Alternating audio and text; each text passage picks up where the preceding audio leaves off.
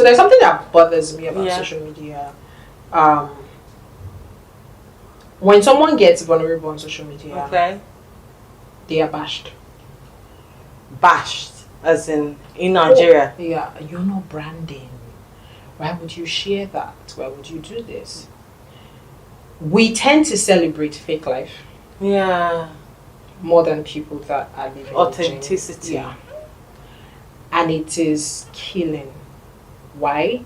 A lot of people are believing that until they're able to live the fake life, they're not going to get to where they need to be. You've got young girls going under the knife because you have to have that figure.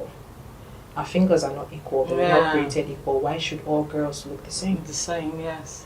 Why do you have to stay in an Airbnb apartment and pretend it's yours just so that you are accepted on social media? The validation we seek for on social media is beginning to kill. It's toxic. And it worries me, right? I tell people, I say, my kitchen is not a practical kitchen. My kitchen is my office. Where you begin to feel pressured to have the similar kitchen and the similar equipment that I've got and the number of cookware that I've got, something is wrong.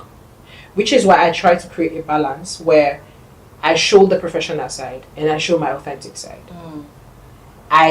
My pain, what you would call pain or shame, I have shared on social media. And for some people, you should have shared this, right?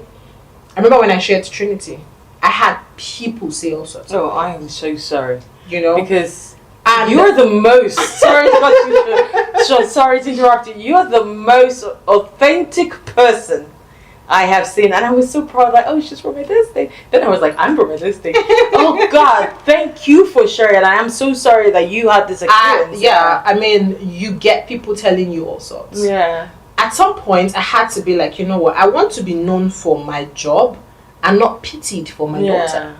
I want to be sure that you are enjoying my content and you're not just dropping emojis on my videos because you're trying to support me because I had this child.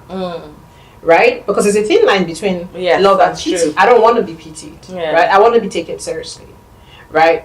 And because of this, a lot of people shy away from being their authentic self on social media because they just feel like people would feel, I've had a grass to grace story on social media. And people have literally seen me cooking with cookware that was all burnt up and bad to having some of the most expensive cookwares. And I believe that watching that has inspired some growth. As much as some people would be like, is it not this person that we knew the other day?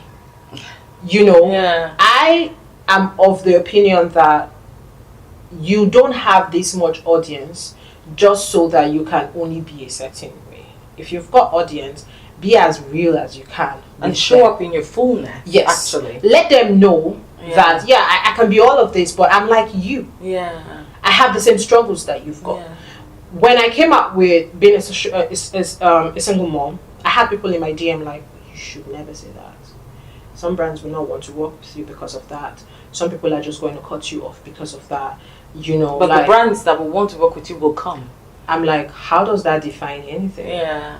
When it's a society where women are dying from domestic abuse every day, and you want to shame someone for being a single mom of 3. I'm proud to be a single mom of 3 because you guys have no idea what that felt like pulling out of that, right? And if I don't talk about it, there are going to be other young girls that are going to fall into the same situation. And there are people that are stuck in there right now.